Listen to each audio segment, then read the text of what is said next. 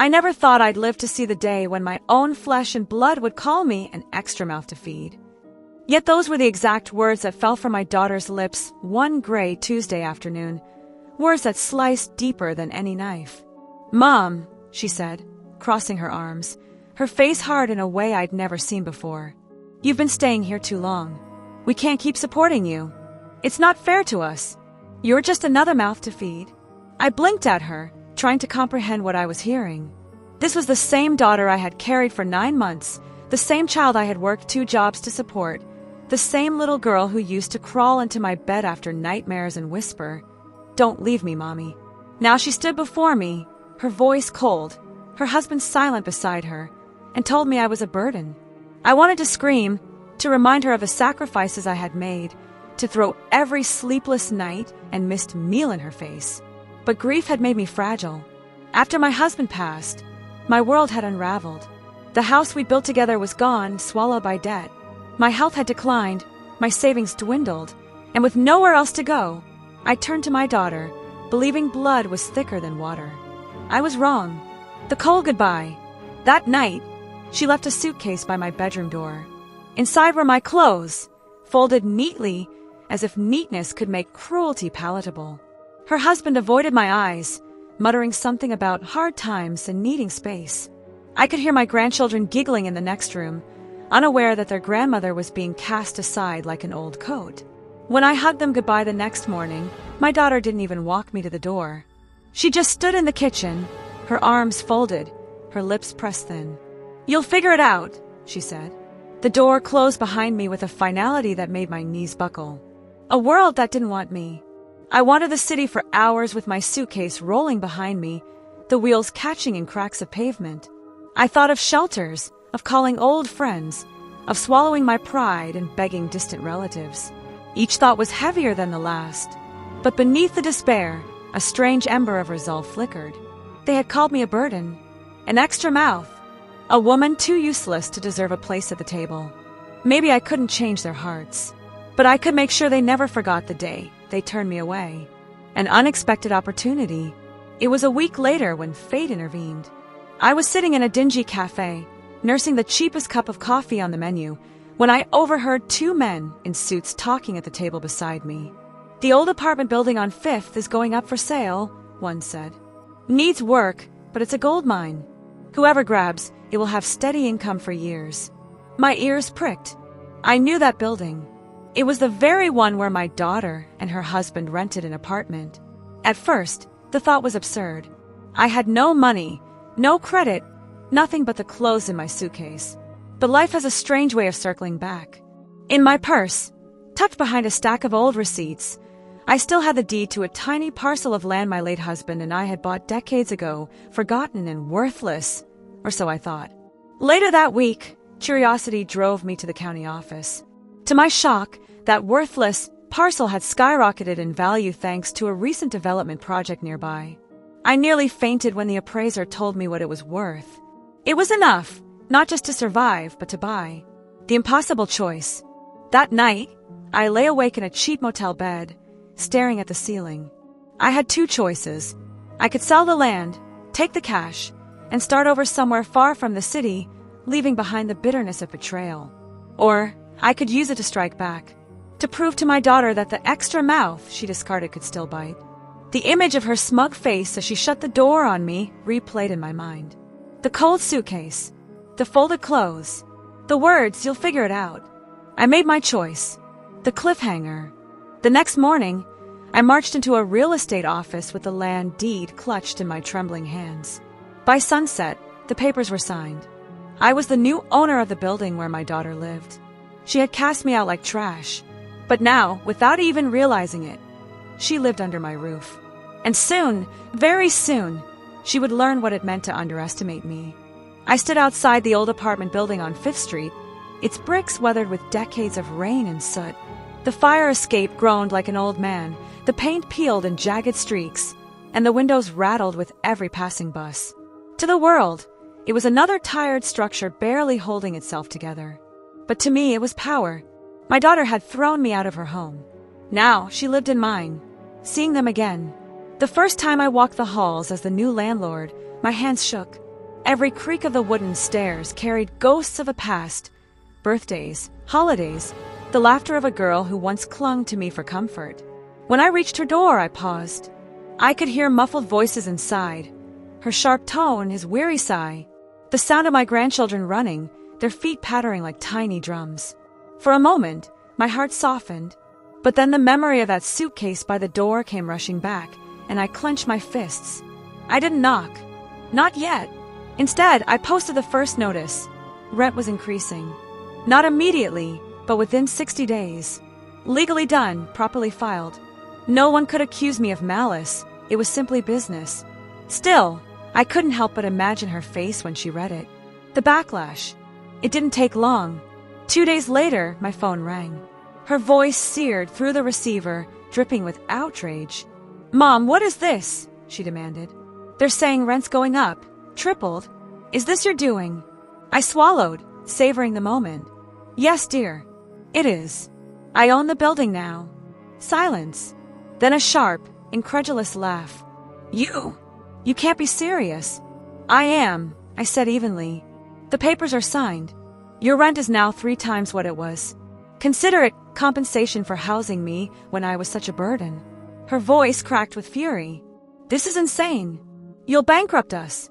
I closed my eyes, picturing her the way she had looked that night, arms folded, cold as stone. "You should have thought of that before you kicked me out." She hung up without another word. Doubts in the night. That evening, I sat alone in my modest new apartment, smaller than hers, simpler but mine. For the first time in months, I had a key that no one could take from me. Still, guilt whispered in the dark. Was I really becoming the monster she painted me to be? Was I punishing her children along with her? I clutched my chest, torn between the ache of betrayal and the pang of maternal instinct. But then I remembered her words. An extra mouth. My daughter had stripped me of dignity. Now she would learn the price. An unexpected visitor. A knock came at my door the following afternoon. When I opened it, my son-in-law stood there, shoulders slumped, eyes tired. "Can we talk?" he asked quietly. I let him in. He sat at the kitchen table, wringing his hands. "I didn't want her to throw you out. I swear I didn't. But she was insistent. Said we couldn't afford it. Said you were holding us back." I studied him carefully. He looked genuine, worn down by more than money troubles. "Why didn't you fight for me?" I asked softly. He looked away. "Because she always wins. I thought it would be temporary. That you'd find your feet and forgive us." "Forgive?" I echoed bitterly. "She humiliated me. She made me feel like nothing." He nodded, shame shadowing his face. "I know, and I'm sorry, but please the kids. Don't make them suffer." His words pierced me, but before I could answer, another knock rattled the door. This time, it was my daughter. Her eyes blazed as she saw her husband sitting at my table. "So this is where you've been," she spat. She turned to me, venom dripping from her voice. "Enjoy your little victory, Mom. Destroying your own family. You've really outdone yourself." I stood, my voice calm but firm. "No, dear. You destroyed this family the day you called me an extra mouth." The secret revealed. The fight escalated, words sharp as knives. She accused me of spite, of cruelty, of abandoning her when she needed me most. I fired back with the truth, that I had given her everything, and in my weakest moment, she had cast me aside. Then, in the heat of her rage, she slipped. "You think you're better than me?" she shouted. "You think you've got power now? That money from Dad's land wasn't yours to use. It was mine." The room went silent. My blood turned cold. "What did you just say?" I asked, my voice trembling. She froze, realizing too late what she'd revealed. "You knew about the land?" I whispered. Her eyes flicked nervously to her husband, then back to me. I knew Dad left it. He told me years ago. He said it would be for me one day. Not you." My hands shook as the truth dawned. All along, she had known about the land. She hadn't just thrown me out of pity or financial stress. She had done it knowing I still had something of value, something she thought she could claim. The cliffhanger. I stepped closer, my voice low and dangerous. "So that's what this was about. Not just a burden. Not just an extra mouth. You wanted me gone so you could take what was mine." She said nothing, but her silence was an answer. I looked at my son-in-law, his face pale with shock. He hadn't known. He opened his mouth to speak, but no words came. I turned back to my daughter, my heart pounding with betrayal deeper than before. "You may have thrown me out of your home," I said, my voice shaking with fury, "but now you live in mine. And I'm not done yet." Her face twisted with rage, but before she could reply, I pointed to the door. "Get out!" She stormed out, her husband trailing helplessly behind her. As the door slammed, I collapsed into my chair, the weight of revelation pressing down. My daughter hadn't just rejected me. She had plotted against me, even before my husband died. And now I knew the truth. The air in my apartment was heavy after that confrontation. My daughter's last words lingered like smoke, her admission that she had known about the land, that she had planned for it to be hers. I could almost feel my late husband's presence, as if he were shaking his head, warning me, "She's not the girl you raised anymore." But the truth, bitter and undeniable, was now mine to hold. Sleepless thoughts. That night, sleep would not come. I lay in bed, staring at the ceiling, my mind unraveling the past. The signs had been there, her sudden coolness after her father's death, the way she snapped when I asked about finances, her eagerness to rush me out of my home. All this time, she hadn't just resented me. She had wanted me out of the way. I sat up, clutching my late husband's photograph. "Did we raise her to be this way?" I whispered. Or did grief twist her into something unrecognizable? My own tears wet the glass, but beneath the sorrow, anger began to coil tighter and tighter. She thought she had stripped me of dignity. She thought she had buried me under shame. But she didn't know what I knew now. A visit to the lawyer. The next morning, I went to Mr. Hadley, our old family lawyer. His office smelled of leather and dust, the kind of place where secrets had been tucked away for generations. I handed him the receipts, the deed transfer, and recounted every word my daughter had said. He frowned, adjusting his spectacles. If she knew about the land, and if she tried to claim it after her father's passing, that borders on inheritance fraud. But she made a critical mistake. By forcing you out and declaring you a burden, she weakened her own position. And now that you've legally purchased the building, she has no ground to stand on. He leaned back, steepling his fingers. But there's more. Your husband left something else. I froze. What do you mean? Mr. Hadley opened a drawer and pulled out a sealed envelope. My breath caught when I saw my late husband's handwriting on the front. For my wife, only if needed. With trembling hands, I opened it. Inside was a simple will amendment. It stated that if our daughter ever attempted to coerce or mistreat me for financial gain, her share of his estate would be forfeited. My husband had known. Somehow, he had seen this coming. The confrontation. Later that evening, I knocked on my daughter's door. She opened it with a scowl, her children clinging to her skirt, their eyes wide. "What do you want?" she snapped. I held up the envelope. "To give you a chance to tell the truth." Her husband appeared behind her, his expression tense. "What's that?" "A will amendment," I said, my voice steady. "Your father left it before he died. He knew.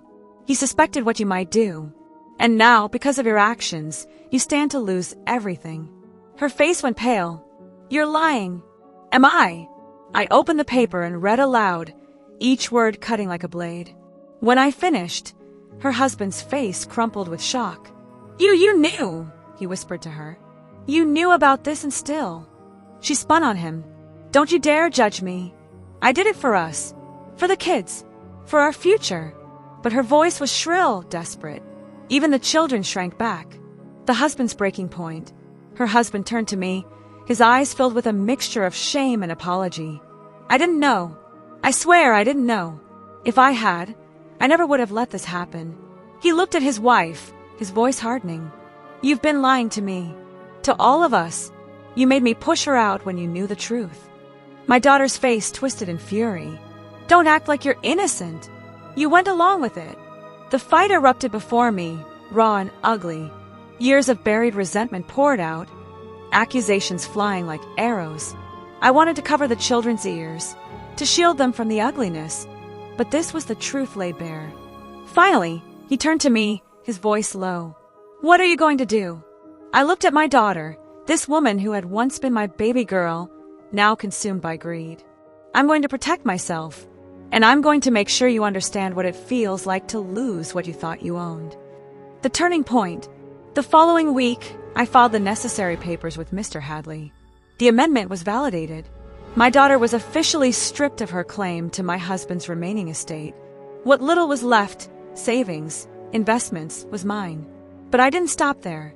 I also announced a full renovation of the apartment building. Tenants would need to comply with stricter rules, and rents were adjusted accordingly. Most understood it was fair business. But for my daughter, it was a financial disaster. She stormed into my apartment one evening, her face red with rage. "You're destroying us," she screamed. "We can't afford this. You should have thought of that before you destroyed me," I replied coldly. The cliffhanger. She trembled, her fists clenched. "You'll regret this," she hissed. "I'll make sure of it." I leaned forward, my voice steady as steel. "No, my dear. You've underestimated me for the last time. And soon, everyone will know exactly what you did." Her face twisted with fury, but beneath it, I saw fear. She stormed out, slamming the door so hard the walls shook. I exhaled slowly, the will clutched in my hand. For the first time, I felt the scales tipping, not in her favor, but in mine. And I knew the final battle was yet to come. The storm had been gathering for months, but now, I could feel it pressing down on every corner of my life. My daughter's fury wasn't something she contained anymore. It seeped out of her like poison, infecting her marriage, her children, and even her neighbors in the building. What she once kept hidden behind closed doors now spilled into whispers in the hallway and sharp glances at community gatherings. And me, I had stopped hiding. I was no longer the woman they tossed aside with a suitcase at her feet. I was the owner, the landlord, the matriarch who had clawed her way back into dignity. But with power comes confrontation, and I knew it was only a matter of time before she forced one. The building meeting. It began with a tenants' meeting. I had called it to address the renovations, to outline new safety measures, and to reassure the families who worried about rising costs. The room was packed, the air heavy with nervous murmurs. I stood at the front, papers in hand, my voice calm but strong. This building has been neglected for years. Repairs are overdue, electrical systems, plumbing, fire safety. These changes are not just improvements, they are necessary. And yes, rents will rise. But with these changes comes value. Stability, a safe place to live. A murmur of agreement rippled through the crowd. People wanted safety. They wanted someone to finally care. Then my daughter's voice cut through like broken glass. "This is robbery," she shouted, standing from her chair, her face flushed with rage. "She's using her power to destroy us. She doesn't care about tenants. She wants revenge." Gasps filled the room. All eyes turned to me. I raised my chin. This is not revenge. This is responsibility. If anyone here feels exploited, you're free to find housing elsewhere. But the truth is, I looked straight at her, letting every syllable land. The only person here who's suffering is the one who tried to strip me of dignity. And she knows it. The room buzzed with whispers. My daughter's husband shifted uncomfortably, his face pale, avoiding everyone's gaze. The public unraveling. From that day forward, her mask began to crack in front of everyone. She screamed at her husband in the hallways, cursed me in front of neighbors, and spread lies that I was stealing money from tenants. But the more she lashed out, the less anyone believed her. And then came the turning point. A notice appeared on the community board. An anonymous letter slipped under every tenant's door. It detailed her schemes in brutal detail. How she had called me an extra mouth. How she had plotted to take my husband's land. How she had tried to coerce me out of my own life. At first, I thought she had written it herself in desperation. But when I read it closely, I realized it wasn't her hand, it was her husband's. He had broken. The husband's confession. One evening, he knocked on my door, his face lined with exhaustion. "I couldn't keep it in anymore," he admitted, sinking into my kitchen chair. "I wrote the letter. I couldn't stand the way she lied, the way she used you and us. Everyone deserves to know." He pulled a small folder from his jacket. Inside were bank statements, copies of emails, and notes that proved she had been siphoning money meant for the children's education to fund her own luxuries. Jewelry, vacations, designer clothes. "Take it," he said, pushing the folder toward me. Use it however you want. I'm done protecting her. I stared at the papers, my heart heavy. This wasn't just about me anymore. This was about exposing the rot that had been festering in my family for years. The family confrontation. It came to a head the following Sunday. I invited them all, my daughter, her husband, the children, to my apartment. The tension was suffocating as they filed in. I placed the folder on the table. "Sit," I said, my voice steady. She crossed her arms, defiant. "What now, Mother?" Another lecture, another humiliation. Her husband's voice was quiet but firm. "Enough. She knows, Sarah." My daughter's head snapped toward him. "What did you do?" He met her gaze, his hands trembling but resolute. I told her everything. The lies, the money, the schemes. I can't keep living like this. Her face crumpled into something feral, a mix of fear and rage. "You betrayed me," she hissed. "No," he said softly. "You betrayed all of us." The breaking point. The argument that followed was the ugliest sound I'd ever heard. She screamed. He shouted back. The children cried. I sat silently, letting the truth spill out of its cage, refusing to shield her anymore. Finally, she turned on me, tears streaking her face. "Are you happy now? You've ruined me." I stood, my voice calm, cutting through the chaos. "No, Sarah, you ruined yourself. I only gave you the chance to see it." Her knees buckled, and she collapsed into the chair, sobbing. For the first time, I didn't feel anger. I felt something sharper, pity, the cliffhanger. The room was silent but for her sobs. Then, a knock sounded at the door. I opened it to find Mr. Hadley, my lawyer, holding a thick envelope. His eyes were grave. "It's time," he said, handing it to me. I opened it slowly. Inside was the final confirmation. With the will amendment validated and the fraud exposed, my daughter had legally forfeited her rights to any inheritance. The estate, what little remained, was mine. But more than that, Mr. Hadley looked at me with eyes full of something heavier. "There's something else," he said quietly. "Your husband left one more note, and it changes everything." I held the envelope in trembling hands, my daughter's sobs echoing behind me, my family fractured but the truth finally in my grasp. The final battle, and the revelation that would seal our fates, was here.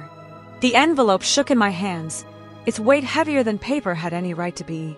Behind me, my daughter's muffled sobs still echoed in the silence, my son-in-law sat slumped in shame, and my grandchildren huddled together, wide-eyed with confusion. Mr. Hadley's face was solemn. "Your husband must have known this day would come," he said gently. "He wanted you to have this if the family fractured beyond repair." I slid a finger beneath the seal and pulled out a folded letter, the ink faded but the handwriting unmistakably his. My husband's voice seemed to rise from the page as I read. The final letter. "My dearest, if you are reading this, then the storm I feared has come to pass. Our daughter has chosen a path we never wished for her. But remember this, you are not powerless. You are not a burden. You are the anchor of this family. If she forgets that, remind her, not with vengeance, but with truth. There is also one last matter. Years ago, I invested in a small property in your name, separate from the land. I never spoke of it, because I wanted you to have something untouched by greed or manipulation. If Sarah betrays you, this property becomes your refuge, your legacy. Use it wisely." Tears blurred my vision. He had protected me, even from beyond the grave. I folded the letter and placed it on the table. "Your father knew," I whispered, looking directly at my daughter. "He knew what you might become. And even then, he thought of protecting me." The daughter's fury. Her head snapped up, eyes wild. "No, that's not true. You forged it. This is all some trick." Mr. Hadley cleared his throat. "It's legally authenticated. The property is under your mother's name, and her rights are ironclad. There's no disputing this." My daughter shook her head violently, tears flying. "You can't do this to me. You've already taken everything." I stood, my voice low but steady. "No, Sarah, you took everything. You sold my dignity for comfort. You pawned my love for greed. I didn't destroy you. You destroyed yourself." Her husband placed a hand on her arm, but she shook him off, her face twisted with rage and despair. The children speak, and then a voice broke the storm. Mom! It was my eldest grandchild, his voice trembling. Why did you call Grandma an extra mouth? Why did you make her leave? The room fell silent. My daughter froze, her eyes darting to her children. They stared at her, confusion and hurt etched across their small faces. She opened her mouth, but no words came. For the first time, her lies collapsed under the weight of innocent eyes. I knelt before them, taking their little hands in mine. None of this is your fault, I said softly. You will always have a place with me. Always. Their arms wrapped around me, their tears soaking my shoulder. And in that embrace, I felt something I hadn't in years. Pure love, untainted by betrayal. The final break. My daughter staggered back, her face pale as if she had been struck. Even my own children, she whispered. Her husband's voice was cold now. No, Sarah, not even your own children believe you anymore. And I won't either. I'm done. He stood, gathering the children gently. We'll stay with your mother for now, he told me quietly. They need stability. They need love. My daughter's cry tore through the room. You can't take them. You can't take everything. But it was too late. The public reckoning. Word spread quickly. Neighbors, tenants, friends, all learned the truth. The woman who had mocked me, cast me aside, and schemed for my inheritance was now exposed. She tried to fight back, but every lie crumbled. Her husband's testimony, the documents, the will amendment, everything was stacked against her. She was left alone in a building where no one trusted her, no one pitied her, and no one listened anymore. And me, I was no longer invisible. Tenants came to me with respect, gratitude even. My grandchildren's laughter returned to my halls. For the first time in years, my apartment felt like a home. My husband's legacy. Weeks later, I visited the small property my husband had left me. It was a modest cottage on the edge of town, surrounded by tall oaks and bathed in golden light. As I stepped inside, I felt him there, the warmth of his foresight, the love he had poured into protecting me. I whispered into the empty air, you were right. The storm came, but I survived. And for the first time, I believed it. Forgiveness or finality. One evening, my daughter appeared at my door. Her face was hollow, her voice hoarse. Please, she whispered. I don't have anywhere left to go. I studied her, my heart torn between the mother who longed to gather her child in her arms and the woman who had been cast out like garbage. You had a home, I said quietly. You had me, but you threw it away. Her eyes brimmed with tears. I was wrong. I sighed, the weight of years pressing down. Then prove it, not with words, but with actions. Until then, this door remains closed. She left without another word, her footsteps fading into the night. Reflection and closure. As I sat alone, I realized this was not just about punishment. It was about survival, dignity, and truth. I had been betrayed by blood, but redeemed by resilience. My husband had believed in my strength. My grandchildren still believed in my love. And I had learned that even when cast aside, I was not powerless. I looked out the window at the glowing street below, my heart both heavy and light. My daughter called me an extra mouth. I whispered into the night. But I am more than that. I am the roof over their heads, the voice of truth in their lies, the heart that endures. And with that, I closed the chapter of betrayal and opened a new one of peace, dignity, and the quiet triumph of justice.